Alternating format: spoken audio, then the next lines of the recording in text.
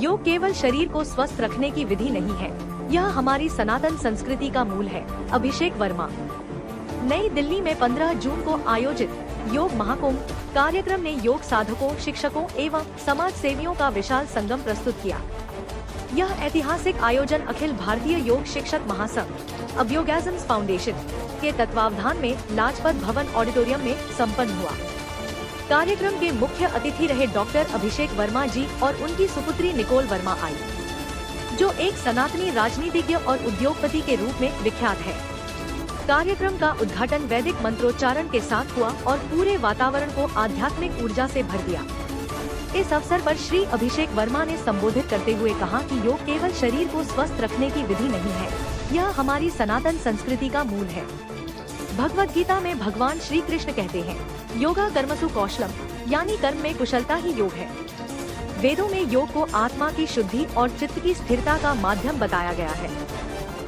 आज जब दुनिया तनाव और भौतिकता से जूझ रही है, तब योग ही वह साधन है जो शरीर, मन और आत्मा को संतुलित करता है। स्वस्थ भारत, संस्कारवान समाज और आत्मनिर्भर राष्ट्र की कल्पना बिना योग के अधूरी है। शिवसेना, एनडीए और हमारे पथ प्रदर्शक बाला साहेब ठाकरे जी हमेशा इस विचार के पक्षधर रहे कि राष्ट्र निर्माण आत्मनियंत्रण और संयम से ही संभव है और योग उसका आधार है। हमारे प्रधानमंत्री श्री नरेंद्र मोदी जी ने योग को वैश्विक मंच पर स्थापित किया। अंतर्राष्ट्रीय योग दिवस इसका प्रमाण है।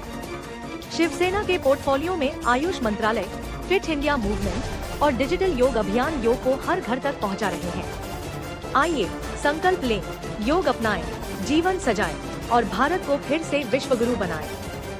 विशिष्ट अतिथियों में राजर्षि वेदमूर्ति आचार्य पवन दत्त मिश्रा महाराज जी, स्वामी अमित देव जी, डॉक्टर ईश्वर तथा योग गुरु मंगेश त्रिवेदी शामिल रहे। योग गुरु मंगेश त्रिवेदी, जो अभ्योगैज़म्स के संस्थापक हैं, ने कहा कि यह आयोजन योग को जन जन तक पहुंचाने का एक बड़ा प्रयास है।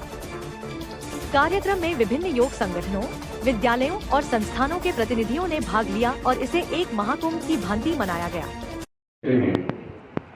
योग कर्मेषु कौशलम, यानी कर्म में कुशलता का ही योग है।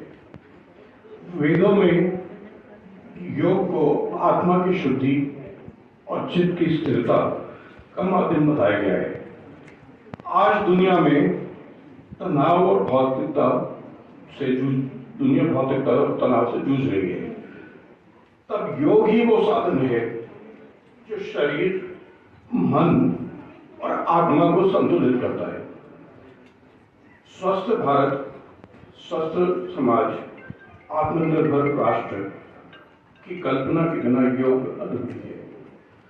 हमारी पार्टी शिवसेना, जो एनडीए का पार्ट है, और हमारे पथदर्शक बाला साहब ठाकरे जी हमेशा इस विचारधारा के पक्षधर रहे हैं कि राष्ट्र निर्माण आत्मनियंत्रण और संयम से ही संभव है। योग और उसका आधार है।